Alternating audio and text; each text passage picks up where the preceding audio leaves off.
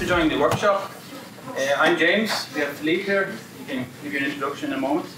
But we're just going to talk about AMP today and how to help you build a user-first website and how AMP helps you get to that user-first website. So before we start, has anyone used AMP before? Anyone? No? Okay, you guys have used AMP. So while we do the workshop as well, it might take a while to set up. So I'm going to just briefly talk about the official AMP plugin as well. So feel free to ask any questions. We'd like this to be as interactive as possible. So even when we're doing the talk, just raise your hand or ask questions as we go through it. As a brief introduction, I work in Google. I work as part of the content experience team, and I help with the AMP plugin. So while none of you, apart from yourself, have used the AMP plugin, I usually answer support questions at the WordPress support form as well. And as well as that, I work with Sidekick. So have any of you used Sidekick before? Okay, there we are. So yeah, so that's me who usually answers most of the questions on that as well.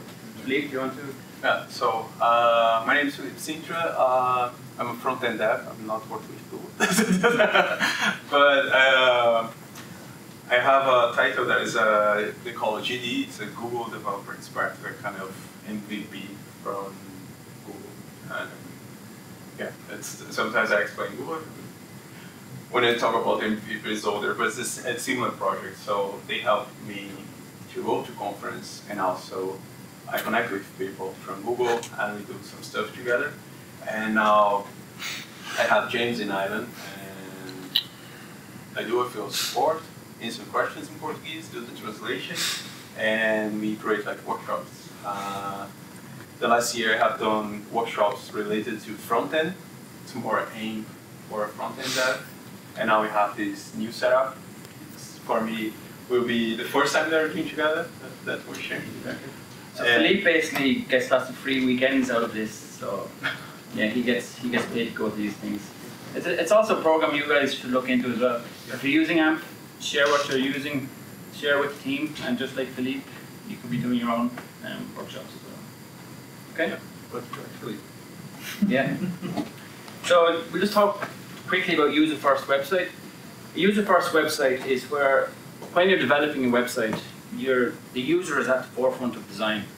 You want to make sure your website covers all use case scenarios. You might have visitors to your website in places that have typically poor internet. And you just want to make sure that your website is usable and accessible for those websites.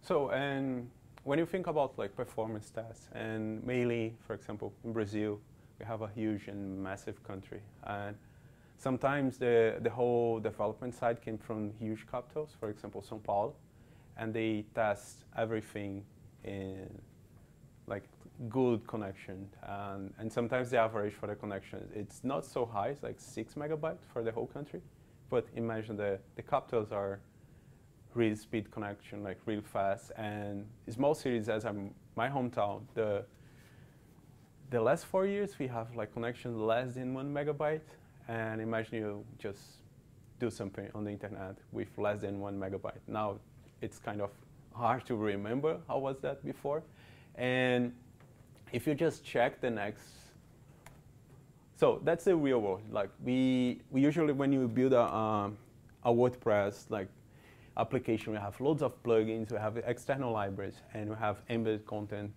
and social media and tracking tools. That's the base stuff that we have. And sometimes the number of plugins just go crazy. Like we have like loads of plugins that loads, again, loads of different libraries.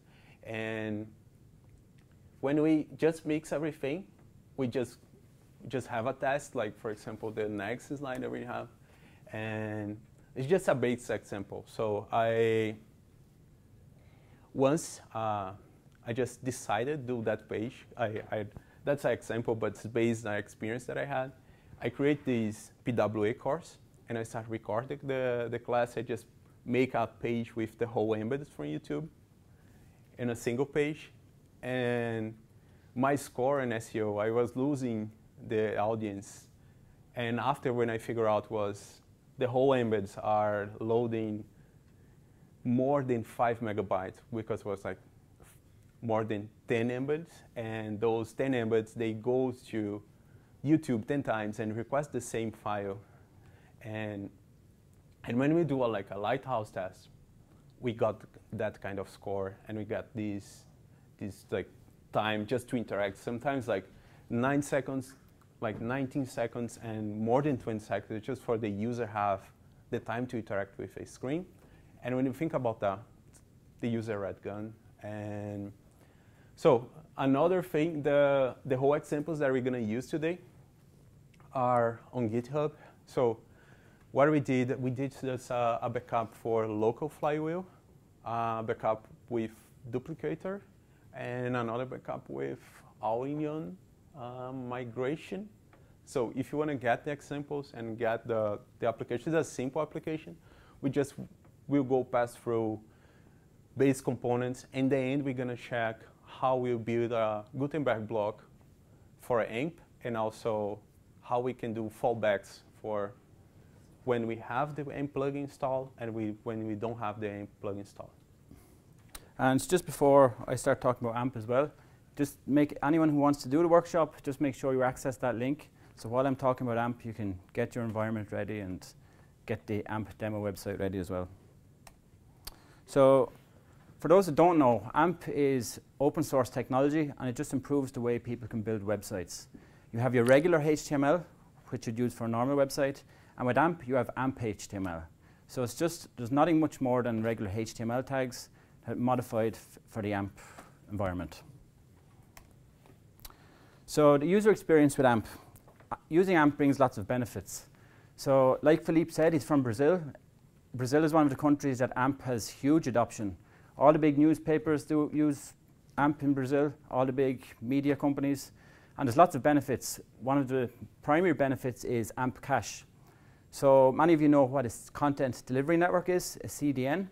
So when you use AMP, all valid AMP pages are stored on AMP cache.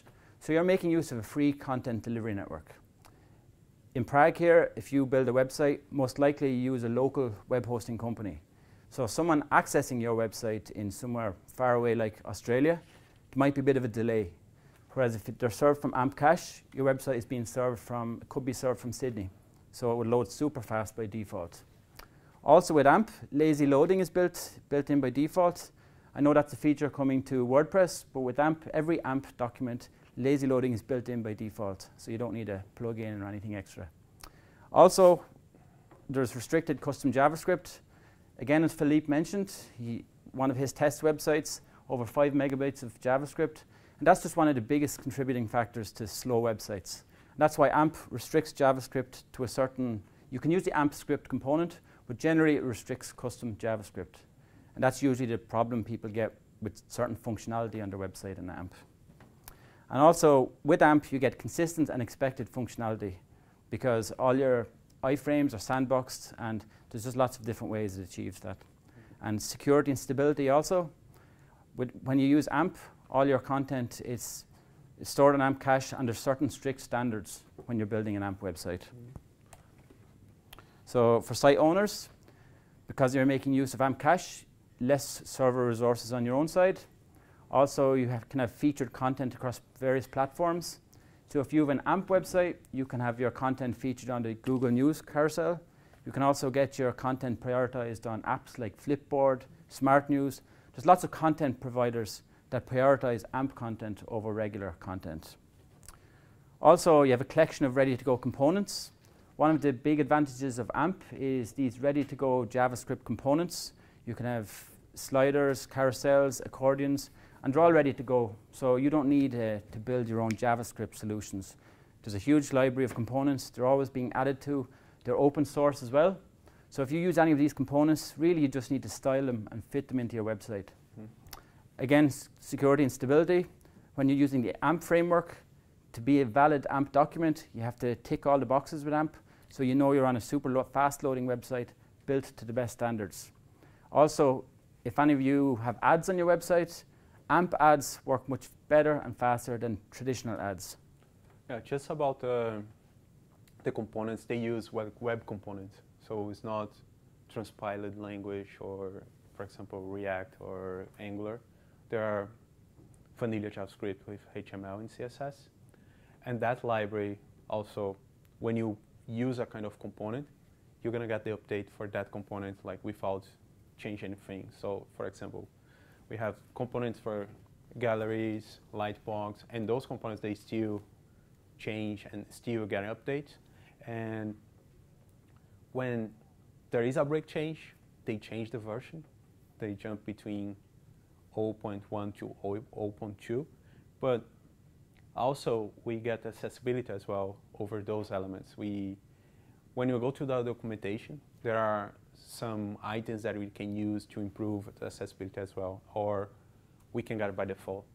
And the last thing about components, those components also get interactions as swipe, pitch, that they are already implemented. For example, the slide menu, you can just swipe that. The gallery as well, you can change the slides just doing the swipe. And everything is like also, you just get for free.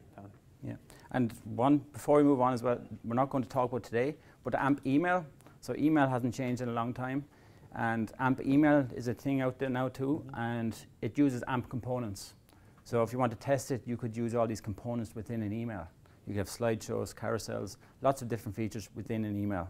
So AMP cache, I briefly mentioned it.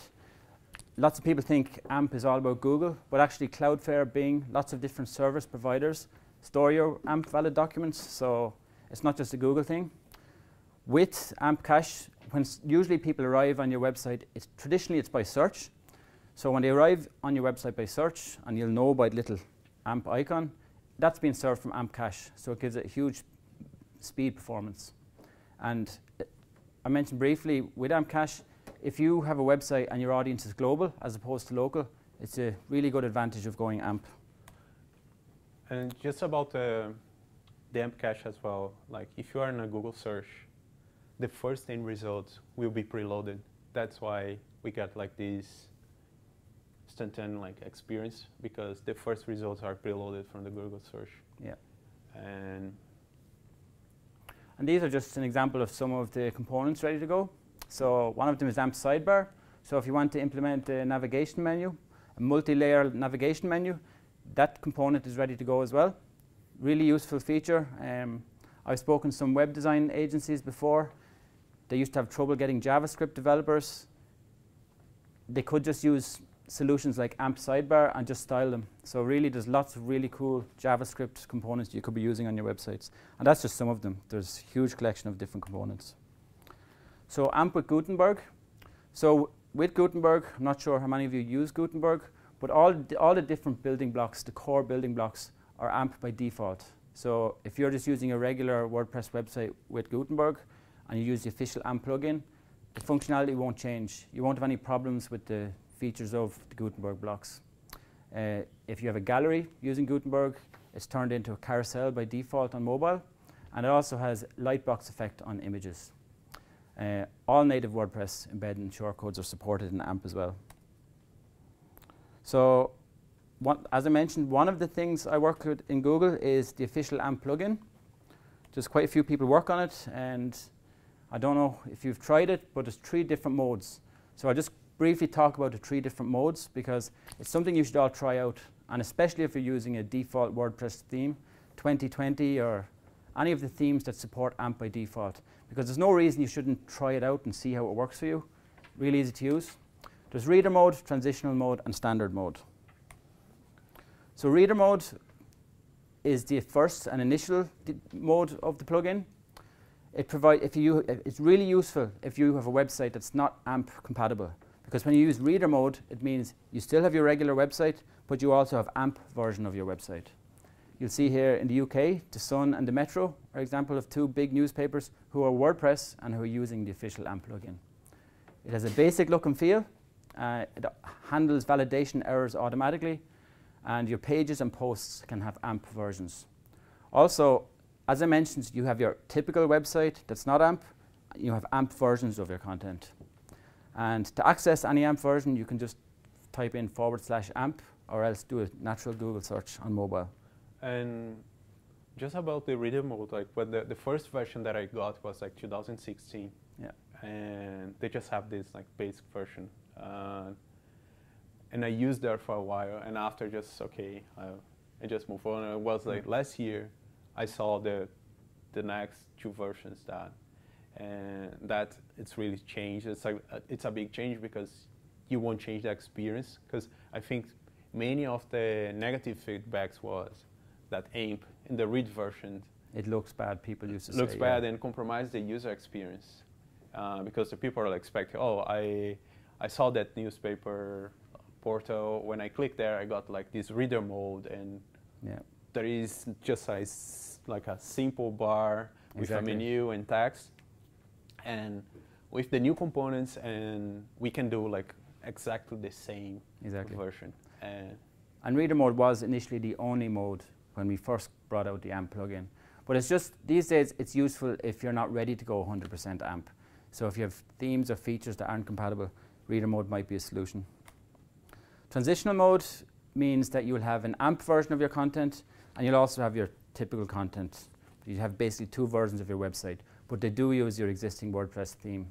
So transitional mode exists because you might be working towards going 100% AMP website, and transitional mode just allows you to do that. You can fix all your validation errors, you can check out how your AMP website looks at the moment, and just work towards going 100% AMP. As I mentioned, it uses your existing WordPress theme. You'll see here a couple of news publishers that use AMP in transitional mode, and your content types, all content types are supported in transitional mode. There's a huge collection of themes and plugins also, and as long as they work in AMP, they'll work in transitional or your non-AMP website as well. And just for we understand as well, like who was this morning at the first talk about AMP? Just so you have a brief introduction. So, and something that is really like important to see about the transitional mode as well. Sometimes, for example, we don't have like a full version for WooCommerce, so you can use the transitional mode to make the product page, and when you get into the cart page, you just change for a no-AMP version, and after you can continue, like you can do like a experience that jumps between AMP, no-AMP, and AMP, and you just select the checkbox and you change which version you want to use. That's the transitional mode. Also works really well, for example, when you have some complex product that, oh, I need JavaScript to do that, or I need like a gateway to do my payment system, or any type of outside the box that you need to do. You can do that transitional mode and keep that flow and have base AMPs and no AMPs like work at the same application. Yeah, and also when you use transitional, a lot of people don't realize, but it doesn't impact your non-AMP website. So don't worry if you say, oh, that's not working on my website. It might not be working. Just check the 2 versions of your website. So the last mode is standard mode. So with standard mode, it means your website is AMP first. It's AMP by default. So again, it uses your existing WordPress theme. It also automatically removes all validation errors. If you have a slideshow that's not going to work in AMP, the plugin will automatically, it removes it automatically, but you do have a choice to say, I need to keep that functionality on my website. You won't have an AMP valid document, but at least you can still use AMP. All content types are supported, and again, there's a huge collection of themes and plugins that work in AMP. You only have 1 version of your website as well when you use AMP standard, and that version is AMP. So the plugin also has a validation tool. So if you build plugins, if you build themes, you can use the AMP plugin just to check whether your theme is AMP compatible or your plugin is AMP compatible. It lists the invalid elements, and it tells you exactly the source code on your website. Points you to the line, whether it's in your functions.php file. It tells you the elements that aren't compatible with AMP. So it allows you just to work through those errors to make your theme or plugin AMP compatible.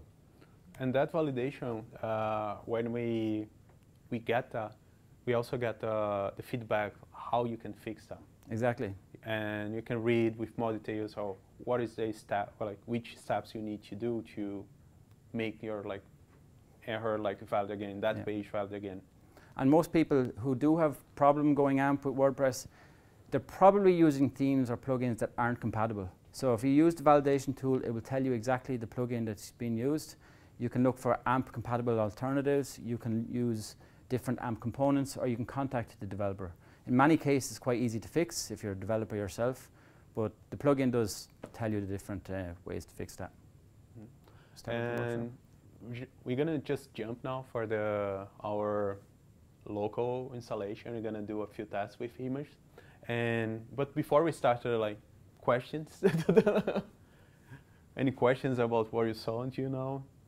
Are you happy? We have like feelings about that. Maybe just a small question about the emails. Yeah. How does it work with email clients? I know it doesn't have to be Emacs, but it could be something older, something less standard. How does it look like? Is there like a backup plan or like a backwards compatibility? Yeah, well, it's still very early days when it comes to AMP email. You need to register your hosts. There's a few loopholes to get through, and it's quite limited at the moment. So when it comes to email clients, it's probably further down the line. So it's just not, you can't even use it in regular Gmail just yet. You have to register first. There's a few steps involved. So this is just like the new. Exactly. New so it's okay. And you can look on the amp.dev website. There's a whole section in AMP email and how you would do it. So, but when it comes to clients, whatever client you're using, it's probably still too early to start practicing. But check out the website amp.dev and then emails. Yeah, and I think the Outlook, they have the support. Outlook, Gmail, and there are another 3 like softwares that already support like AMP Mail. Inside the documentation, you can get like a boilerplate. There is a boilerplate, and you can start your project from there. We just copy that and say, oh, that's a markup that you should use. And also, the same system that do the validation for your plugin, you can have the validation for the email as well. And that's a good way of testing out the components too, because you can use these components in a non-AMP website as well. So if you want to use AMP sidebar or any of the different components, you can use them in your non-AMP website. And you can test them, like you said, there's a playground on the amp.dev website, so you can actually test them live and just configure them. So, you have a question? Yeah, what would the benefit be then of using an AMP component in a non-AMP website? Speed again? Well, you could own a web design company, or you might be having trouble building a navigation menu, a multi-layer navigation menu. So you could use the amp.dev website, have a look at the component, have a look at the code, and you play around with it, and then you could implement it on your own website. So a lot of people tell me, a lot of designers tell me they're having trouble hiring JavaScript developers. But one in particular in Denmark, his company is building 2 AMP websites every week, and he tells me that he just needs to hire interns or newly graduated people, and he does all the JavaScript and fixes components himself. He contributes to components. But his team then just have to work on styling the different components. They don't have to build JavaScript solutions, so because lots of the components. It's like either these then, so you could just use the pre-made components. Yeah, they're ready to go components. You don't need to build all these JavaScript solutions yourself. So, and also if you're using a slideshow or some different plugins that aren't AMP compatible, there might be a component there you could just use instead. So, and inside the link that I shared before, GitHub/Fellyph/WC AMP workshop. So here we have the backup, like using all-in-one migration, the duplicator, and the flywheel. So we can choose what we want and just get those examples. It's really straightforward, but our test, we just will pass for a few elements. So we have this AMP share, we're going to implement that. The AMP modes, we're going to just replace that accordion here. I have some image from Prague, one of my favorite cities here. And we have the lightbox that we're going to do as well. So, and first thing first, I will just activate here the plugin. So the plugin is running. When we enable the plugin, I got some warnings because, for example, HTTPS and the configs for a local flywheel as well, they will just complain about that. The standard mode, our application will be full AMP. So the whole page are AMP pages. The transitional, we're going to still like have the version no AMP and AMP. And the reader mode, we can choose which type of content we're going to provide as a AMP version. So I can choose between post and page and media. But if I want to know, if I want to make a little bit more, the transitional mode, we can get the custom post type and the categories page as well. And for any of you who are setting up the environment, if you have any trouble, just ask. We can take a look to make sure it's working. So something that I saw a few complaints about like, oh, I installed AMP plugin and my whole audience just dropped. It's something that you need to be aware is like include the JSON file with the analytics, because if you jump into AMP, you need to use the AMP analytics that do the whole performance to work with analytics and do the whole process, like control the main thread. And you can do that manually, but if you don't want to make like that process manually, we can just use Sidekick. And Sidekick will set up everything. It's just like click next, next, next. You just connect with what you want, Search Console and Google Analytics and Google Tag Manager. Page speed insights, optimize. So it's quite AdSense as well. You can register your website with AdSense if you use Sidekick. And Sidekick basically is a Google developed plugin for WordPress. So it's super easy to integrate all the different products, including analytics on your AMP and non-AMP. Yeah. And here at the menu, we have the problems base. You can list by error, and you just get everything that you have on your application, or you jump to page, and you can make the page valid one by one. So do you want to answer? Yeah, I'll just say with the validation error as well, if you install the AMP plugin and you look at the validation error, you might say, wow, I have 100 different errors here. So in a lot of cases, it could be as a result of one plugin, and it might just feature on 100 pages of your website. So that's why we have separated the URLs and the error index. So the validation errors might be fixed easily with just one plugin. And for example, some case we have who is affecting that. For example, here it's contact form, and I can just check like how to fix that. And I will just jump now to the standard mode is the way that we're going to use today.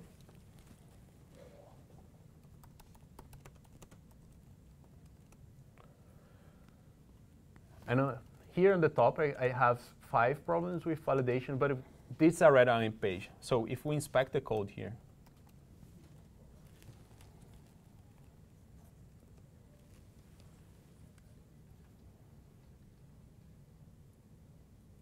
we're going to see the whole components like AMP here like running. And if I do a simulation, for example, how works the whole processing part and do the optimization? We have 3 items. One is the AMP HTML, that are the components. And the second one is AMP.js, that do things as tree shaking and lazy loading. And the lazy loading will work to image and video. So for example, the example that I mentioned about videos, they do the lazy loading as well. And if you have a gallery, also you're going to have the lazy loading. For example, you have like 10 images. And AMP will load the first and the second one, the next one. And if you just go to the next one, they will start reading and download the next assets from that gallery. And it's a benefit from both sides. Like who has the service, like you just like save the band for like sending data, and for the users as well, like you don't waste connection, like download everything that you are not seeing. And if we do a test, for example, I will just simulate here, slow 3G. And I'm sure many of you are aware as well, if you use Chrome DevTools, you can click on the Audit tab, and you can do a speed test yourself. It uses Lighthouse technology, so it's just really useful to test out the performance of websites. So Chrome DevTools, and then Audit, and then just run an audit on your website. So, and here, as we can see, like when I start loading the content, just a simulation of like a slow 3G. And the priority will be the first assets. They just load the first round of assets. We're going to have a feedback as well, like that content's loading, there is something there. And after, just get that image. And if we look for the graph here, if I start like scrolling, the other image will start to load. So we just load like what we are like showing to the user. We don't need like, the priority is just the first content that the user is seeing that. So yeah, that's the experience that the 3G, the actual 4G in Brazil is kind of like that. I don't miss that. So, and for example, one problem that we have here, it is the lightbox, right? In that project, previously, we are using a plugin to do the lightbox. Have like simple lightbox. But with AMP, I really don't need it. I will have that for free. So I can just deactivate it then. That will be like one problem. Like we'll just solve that now. I will deactivate that. And if I jump to the post page that we saw the image before, when I select my image, we still have the properties for the Gutenberg block, so the whole structure that we have before. And if we open here, we have like AMP settings. So different elements, different components, they will open that option for we do some custom things. So for example, if I want to include the lightbox effect, I just like trigger that. And when I save that, and I go to preview, when I click, we already have that. So, and that component also will get, again, the pitch. So if the user do the pitch, they will close the image. And the tab as well will work in both like desktop and mobile. So this is like basically what happened with image and videos. And talk about like good stuff here. Okay. You just remove a lightbox, and that's the solution. I'm going to remove everything. No. The idea, the things that we have with AMP, I don't need a plugin, because the AMP will do that for me. And but there are things that we can do like by ourselves, or just AMP can solve that. And we have that list of like compatible items. So we have the PWA plugin, we have WP forms, we have Monster site as well if I want to connect with analytics, add this, and atomic blocks. I think we're going to have a talk about atomic blocks later. And for example, with atomic blocks, I can solve the problem with the accordion. I can just replace that plugin and use a block from atomic block that will do the effects for accordion. And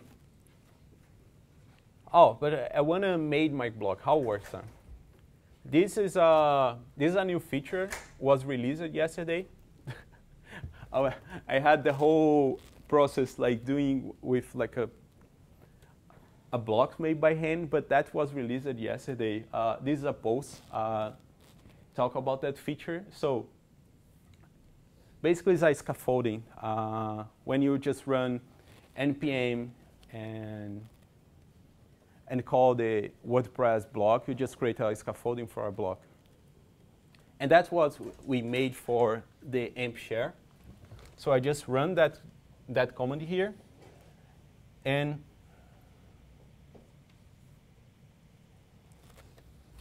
I have this scaffolding here, and so everything here is like made by that scaffolding. It's a basic structure. We got this like basic block with an editor block and a save block. What you get when you save that block and include on your layout.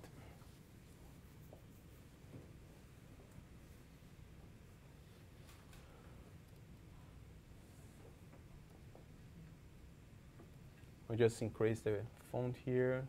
So this is a basic structure, like we just rested the block.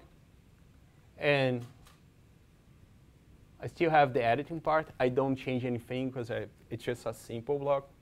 And for example, the save part, I just print like AMP component because AMP component it's a web component. So there is I can use here, and React won't complain about that. And we will just print that. And that AMP social share, they structure that we call the component, and we're gonna call like which type of sharing you will work with that. So in that case, I will include like a Twitter, LinkedIn, and email. And when we work with those custom components, we need to load the script for that. For example, the script responsible to render that content. But if you have the AMP plugin, when you call AMP social share, the plugin will manage that. They say, okay, that block is calling AMP social share. I will just load that element. And so, and you just tell me, oh, Fellyph, but you always will print that if you have the plugin or not. How works that? That's a simple example. That's why we have the second option. So I can have two options. I can just always print that information, but inside my code, I can do checkings, for example, oh, the AMP plugin is there. If the AMP plugin is there, just do it. For example, in that case, I could just like, inside my item that I just do the initialization for that block, or just like, okay, just run that when you have the plugin. When you don't have the AMP plugin, just move on. Just like, we just want to show that when the user has the AMP plugin like enabled. And if you don't have that, just like, don't include it. So this is one option that we can do. And the second option is we use a dynamic block and do the like control the exhibition for the content, use PHP. In that case, for example, here, when the plugin is enabled, I will just call the AMP social share. When it's not enabled, I just like print like a normal link. Okay, and here I can have like the same block like work in different ways. So this is just like a simple example, just like copy and paste there. I just say GIS or say, okay, I need to do something quicker, but you can do the fallback here. So your fallback will be like after here, and you can do what you want. So when the plugin is not like enabled. Also, if you add any markup from any AMP component into your website, the plugin automatically calls the resource script. So that saves you time as well, requesting all the different components. No. So, and after that, when we have that, my command key is like gone. The new keyboard is like horrible. I'm trying to save now.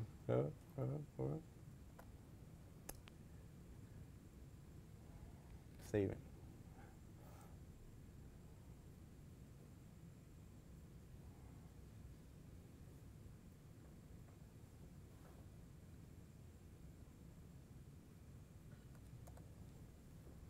So yeah, I just clean up everything. I need to change again.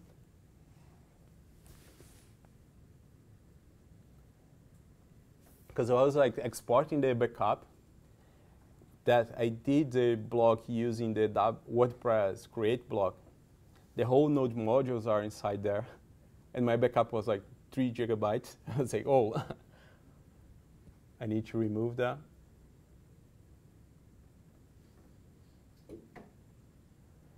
I'm sure. Yeah.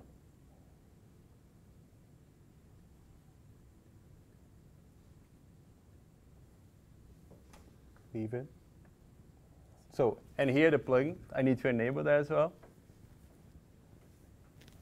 Let's see that everything will work fine now.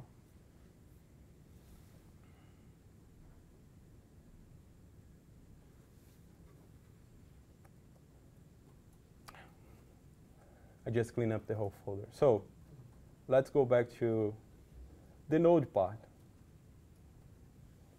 So when we have the block, the node modules will be there. I need to build them.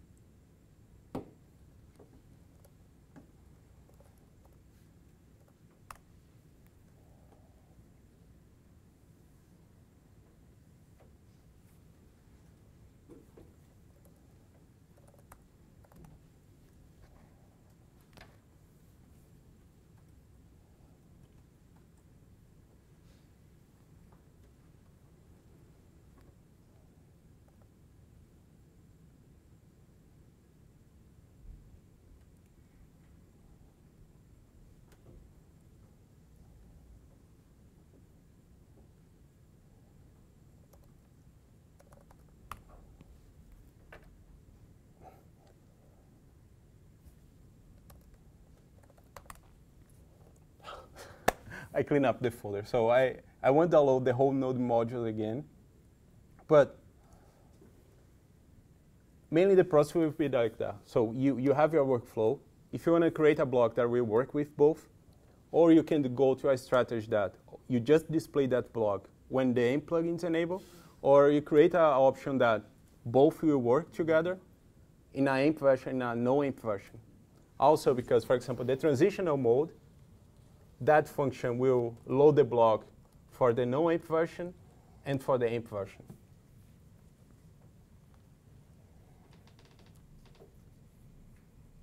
That's what's happening when we decide like do live coding.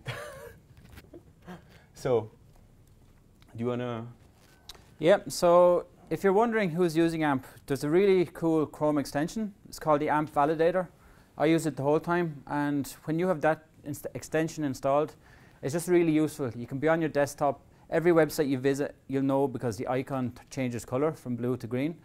So it's just easy to identify when you're on an AMP website, and you can click on the validator, and it will show you the AMP version. So if you open up any news website, you'll see here. I can't pronounce that. Says them something. But if you visit any of their articles, there you go. No, the first one. But if you visit any of their content use the AMP Validator extension, you can see how that content would look like in the AMP version, which is what most people arrive on from mobile. So it's a really, really useful Chrome extension I recommend you use. AMP Stories, we don't have much time, but if any of you have heard of AMP Stories, it's similar to lots of other platforms like Instagram, YouTube. AMP Stories is an open source. It's an open source way of building these stories. Uses only CSS, HTML, JavaScript, and it means you're in control of the stories as well. They don't expire. You can put them on your existing blog posts. So it's just a really useful way of engaging a new, younger audience for your content. So one feature with AMP Stories as well, Google is going to have a dedicated search results first, specifically for stories, the same way it has for videos and images. So it's a good time to start playing around with AMP Stories. We're building a plugin at the moment, a WordPress plugin, to make it really easy to make AMP Stories. So that should be out quite soon. And yeah, it's just a really useful way of building stories that don't expire. You can even put ads in between the stories as well. So on all the frames you have on these stories, place ads if you want, or like I said, put them in your content. If you create a new blog post, below the title, you could say, read this in story format. It's just could be a new way of generate an audience, and as well as that, you can put analytics on these stories, so you can see how many people have clicked on it. So AMP Stories, it's another feature of AMP, just like AMP Email, AMP Ads. It's just another element. The beta version, it's enabled if you want to play, or when the Gutenberg plugin is enabled, you can play with that, because the whole builder for stories, it's using Gutenberg block. Exactly. So yeah, exactly. It's a way of, if you're familiar with Gutenberg, that's how you can build an AMP story in WordPress, the WordPress way. Yeah. So just some common questions we get quite often. Why and how would I use AMP stories on my WordPress website? Like I just mentioned, you could create you could create news. For example, for the event today, you might write blog posts. If you have images and videos from today, you could actually just below that blog post or at the top of it say, read this in story format. A lot of people these days, younger people especially, just prefer to swipe through the images and videos. It just could be a new way of generating new audience. Another question I get quite frequently is, does AMP impact my SEO performance? And the answer is no. If you're using AMP in reader mode or transitional mode, it means you have your regular website and your AMP website. So the only one that's considered in search is actually your non-AMP website. So the simple answer is no. If you have a 100% AMP website, your website most likely goes super fast, and obviously performance is a factor. So potentially adopting AMP can help you if you're using standard mode, but AMP specifically on its own won't. So I've encountered a lot of validation errors. What can I do? Well, the plugin, the validation error index, it's a really useful tool just to see all the validation errors and tell you exact source of those errors. So you can use that. And the Chrome extension as well, I just mentioned. There's a debugging feature in the Chrome extension. So there's a few different ways you can work through your different validation errors. And the Search Console as well, you can get the types of errors, and you're going to get alerts. For example, if you just install a new plugin and you didn't check on the WordPress admin, the Google Search Console can notify you that you have a problem with like him. Yeah. And there's lots of different, if you do encounter validation errors, there's lots of solutions. Contact the developer of the plugin or the theme. You can ask on the AMP support forum. You can look for AMP components, or you can look for AMP valid alternatives. Talk with James. Yeah, don't talk with me. But if you're using a contact form, for example, and it's for some reason it's not working, just look for WP forms. There's contact form 7 with an extension. So there's lots of workarounds or alternative plugins that do work with AMP. So you don't have to do any development work or validation fixing. Those are some useful resources. AMP.dev is the primary AMP project website. It links off into AMP email, AMP stories. There's lots of different features of AMP. AMP HTML, which we've been talking about today. There's the playground.amp.dev. I love telling people about this one because you can test the different components before you apply them to your website. You can change the code. You can see if it's AMP valid. It's just a really useful tool. amp-wp.org. That's the AMP plugin's official website. And you can actually look at how other people have implemented AMP. You can test out what they've done and check out the different components they're using. Also, if you have an AMP valid website, you can submit your own website. If you develop plugins, if it's AMP valid, submit that for inclusion as well. And there's web.dev. It's just another way of comparing performance.